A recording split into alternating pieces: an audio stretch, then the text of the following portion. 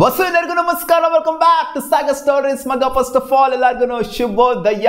ನಿನ್ನೆ RCB ಅವಳಿ ಮಾಡಿಕೊಂಡು ಗೆಲ್ತಾ ಇದ್ದಂಗೆ ಪಾಯಿಂಟ್ಸ್ ಟೇಬಲ್ ಏನು ಡಿಫ್ರೆನ್ಸ್ ಆಗಿಲ್ಲ. RCB ಎಲ್ಲಿದೆಯೋ ಅಲ್ಲೇ ಇದೆ. ಬಟ್ ರನ್ ರೇಟ್ ವಿಚಾರದಲ್ಲಿ RCBಗೆ ಪ್ಲಸ್ ಆಗಿದೆ. ಇಷ್ಟು ದಿನ ನೆಗೆಟಿವ್ ಅಲ್ಲಿ ಇದ್ದಂಥ ರನ್ ರೇಟು ಅಲ್ಲಿ ಇಲ್ಲಿ ಆಜು ಬಾಜಲ್ಲಿ ಇತ್ತು. ಇನ್ನೇನು ಪಾಸಿಟಿವ್ ಬರೋದ್ರಲ್ಲಿತ್ತು.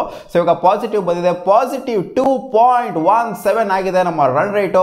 ಇನ್ನೂ ಬೇಕು ಅಂತ ಅನ್ನಿಸಿದೆ ನಮಗೆ ರನ್ ರೇಟು. ಯಾಕೆ ಅಂತಂದರೆ ಅಲ್ಲಿ CSK ಅವರ ರನ್ ರೇಟು, SRH ಅವರ ರನ್ ರೇಟ್ ಏನಿದೆ ಇದು ನಮಗಿನ್ನ ಜಾಸ್ತಿ ಇರೋದ್ರಿಂದ ನಮಗೆ ಇನ್ನೂ ಬೇಕು ಅಂತ ಅನ್ನಿಸ್ತಾ ಇದೆ. ಎಷ್ಟು ಬಂದರೂ ಕೂಡ ಸಮಾಧಾನ ಇಲ್ಲ ರನ್ ರೇಟು. ಅಷ್ಟು ಕೂಡ ಬರಲಿ, 100 ರನ್ ಅಲ್ಲಾಗೋರು 200 ರನ್ ಮಾರ್ಜಿನಲ್ಲಿ ಗೆಲ್ಲಿ ಅಂತ ಅನ್ನಿಸ್ಬಿಟ್ಟಿತ್ತು ನಮಗೆ.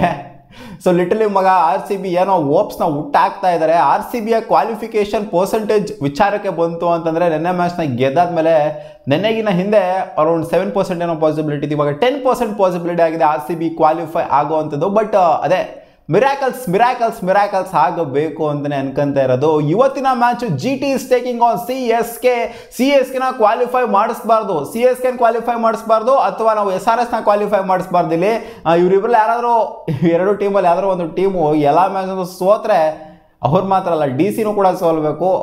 ಒಟ್ಟಿನಲ್ಲಿ ಈ ಮೂರು ಟೀಮಲ್ಲಿ ಯಾವ್ದಾರ ಒಂದು ಟೀಮು ಎಲ್ಲ ಮ್ಯಾಚ್, ಒಂದು ಟೀಮ್ ಅಲ್ಲ ಎರಡು ಟೀಮು ಮೆಜಾರಿಟಿ ಆಫ್ ದ ಮ್ಯಾಚ್ನ ಸೋಲ್ಬೇಕು. ಒಂದು ಟೀಮ್ ಮಾತ್ರ ಕ್ವಾಲಿಫೈ ಆಗಬೇಕು. ಸೊ ಆ ಥರ ಸಿನಾರಿಯೋ ಆದಾಗ ಮಾತ್ರ ಕ್ವಾಲಿಫೈ ಆಗುತ್ತೆ ನಮ್ಮ RCB. ಇಲ್ಲಿ CSK ಇರೋದು ಮ್ಯಾಚಸ್ ಇವತ್ತು GT ಮೇಲಿದೆ. ಇವತ್ತು GT ಗೆಲ್ಲಬೇಕು. ಈ GT ನನ್ನ ಮುಖಂಡರು ಆಡ್ತಿರೋದು ನೋಡ್ತವ್ರೆ, ನಮಗೆ ಕಾನ್ಫಿಡೆನ್ಸ್ ಇಲ್ಲ ಅವ್ರು ಗೆಲ್ತಾರೆ ಅಂತ.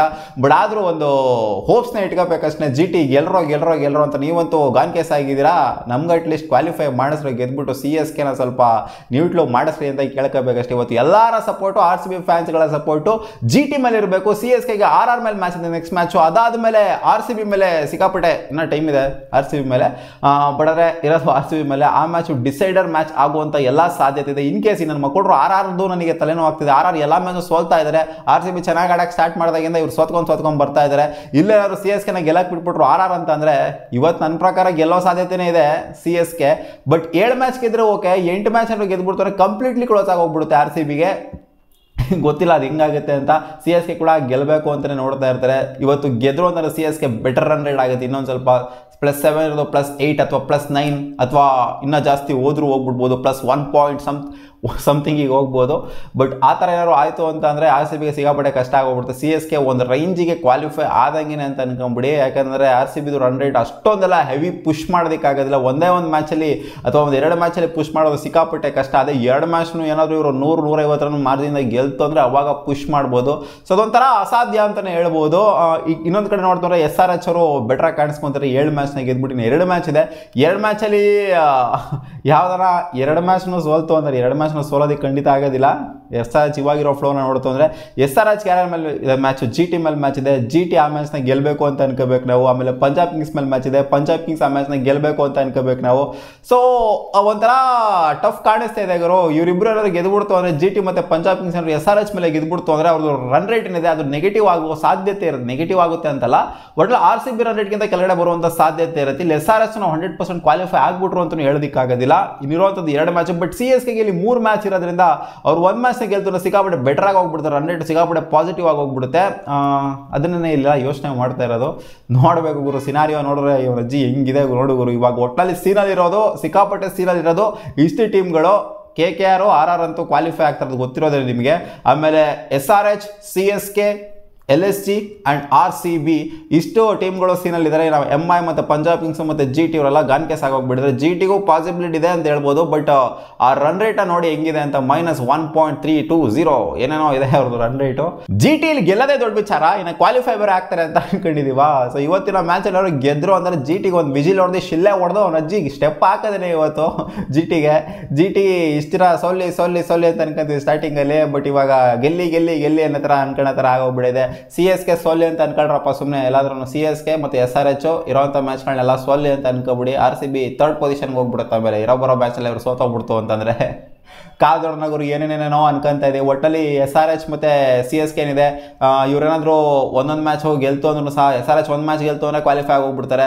ಇವರು CSK ಅವರು ಇನ್ನು ಒಂದು ಮ್ಯಾಚ್ ಗೆಲ್ತು ಅಂದರೆ ಸಿಕ್ಕಾಪಟ್ಟೆ ಬೆಟರ್ ರನ್ ರೇಟ್ ಇರೋದ್ರಿಂದ ಅವರು ಸಿಕ್ಕಾಪಟ್ಟೆ ಫೇವರೇಟ್ಸ್ ಆಗ್ತಾರೆ. ಒಟ್ಟಿನಲ್ಲಿ ಎರಡು ಟೀಮು ಕೂಡ ಗೆಲ್ಲದೇ ಇರೋ ಥರ ನೋಡ್ಕೋಬೇಕು. ಆಮೇಲೆ ಜೊತೆಗೆ DC ಕೂಡ ಗೆಲ್ಲದೇ ಇರೋ ಥರ ನೋಡ್ಕೋಬೇಕು. ಅದು ಡಿಸೈಡರ್ ಮ್ಯಾಚ್ ಆಗುತ್ತೆ, ಗೊತ್ತಿರೋದು ನಿಮಗೆ.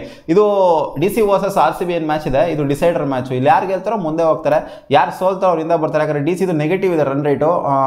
ಅವ್ರು ಸೋಲ್ತರು ಅಂತಂದರೆ ಈಚೆ ಕಡೆ ಬರೋ ಸಾಧ್ಯತೆ ಇದೆ. ಯಾಕಂದರೆ 7 ಮ್ಯಾಚ್ ಗೆದ್ಬಿಟ್ಟು ನೆಗೆಟಿವ್ ರನ್ ರೇಟ್ ಇಟ್ಕೊಂಡಿತ್ತು ಅಂತಂದರೆ ಸಿಕ್ಕಾಪಟ್ಟೆ ಕಷ್ಟ ಕ್ವಾಲಿಫೈ ಆಗೋದು. RCB ಗೆಲ್ತು ಅಂತಂದರೆ ಮುಂದೆ ನುಗ್ಗುತ್ತೆ, DC ನ ಹಿಂದೆ ಖಂಡಿತ ಇಟ್ಟೇ ಇಡುತ್ತೆ. DC ಕ್ವಾಲಿಫೈ ಆಗುವಂಥ ಸಿನಾರಿಯೋ ಏನಿದೆ, RCB ವರ್ಸಸ್ DC ಮ್ಯಾಚಲ್ಲಿ RCB ಗೆಲ್ತು ಅಂದರೆ DC ಕ್ವಾಲಿಫೈ ಆಗುವಂಥದ್ದು. ಅದು ಅಲ್ಲಿಗೇನೆ ಒಂಥರ ಅದು ಡಿಸೈಡರ್ ಮ್ಯಾಚು. ನೆನ್ನೆ ಪಂಜಾಬ್ ಕಿಂಗ್ಸ್ ಹೆಂಗಾಯ್ತೋ ಅದೇ ಥರ DCದು ಕೂಡ ಆಗೋಗ್ಬಿಡುತ್ತೆ.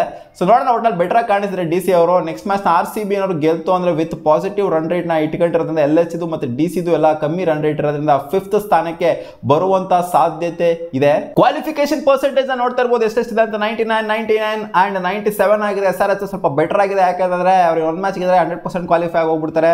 ಆಮೇಲೆ 65% CSK ಇದೆ, ಬೆಟರ್ ರನ್ ರೇಟ್ ಇರೋದ್ರಿಂದ. DC ಅವ್ರು 15%, LHC 14%, RCB 10%, ಮುಂಬೈ ಮತ್ತು ಪಂಜಾಬ್ ಮತ್ತು GT ಇಲ್ಲ ಅಷ್ಟೇನೆ. ಸೊ ಈ ಥರ ಇದೆ ಪಾಸಿಬಿಲಿಟಿ ಕ್ವಾಲಿಫೈಯಿಂಗ್ ಸಿನಾರಿಯೋಸು. ಇಲ್ಲಿ ಮೇಯ್ನಾಗಿ ನಮಗೆ ಸೋಲ್ಬೇಕಾಗಿರೋದು DCದು ಡಿಸೈಡರು, ಅದು ಬಿಟ್ಟಾಕ್ಬಿಡಿ. DC ಇವಾಗ ಸೋಲ್ಬೇಕು ಅಂತ ಅನ್ಕೊಳ್ಳೋದೇನಿಲ್ಲ ನಾವು, ಅದು RCB ಮೇಲೆ ಮ್ಯಾಚ್ ಇರೋದ್ರಿಂದ ಅದು ಡಿಸೈಡ್ ಆಗುತ್ತೆ ಆ ಮ್ಯಾಚು. CSK ಮತ್ತು SRH ಇಲ್ಲಿ ಮೇಯ್ನಾಗಿ ಸೋಲ್ಬೇಕು, ಅಥವಾ ಎರಡು ಟೀಮಲ್ಲಿ ಒಂದು ಟೀಮ್ ಎಲ್ಲ ಮ್ಯಾಚ್ನ ಗೆದ್ಬಿಡ್ಲಿ ಪರವಾಗಿಲ್ಲ. ಅಂದರೆ SRH ಗೆದ್ಬಿಡ್ಲಿ, 2-2 ಗೆದ್ಬಿಡ್ಲಿ. CSK ಎಲ್ಲ ಮ್ಯಾಚು ಸೋಲ್ಬೇಕು ಅಷ್ಟೇ, ಆ ಥರ ಬೇಡ್ಕೊಳ್ಳಿ. ಅಥವಾ ಎರಡು ಟೀಮು ಬೆಟರ್ ಆಗಿರಬೇಕು ಅಂದರೆ ನಾವು ಎರಡು ಟೀಮನ್ನು ಸೋಲ್ಬೇಕು ಅಂತ ಅನ್ಕೊಳ್ಳಿ. ಸಿಗೋಣ ಮುಂದಿನ ವಿಡಿಯೋದಲ್ಲಿ. ಗಾಯ್ಸ್, ನಿಮ್ಗೆ ಏನು ಅನ್ನಿಸ್ತು, RCB ಕ್ವಾಲಿಫೈ ಆಗುತ್ತೋ ಆಗೋದಿಲ್ವಾ ಕಾಮೆಂಟಲ್ಲಿ ಹಾಕಿ.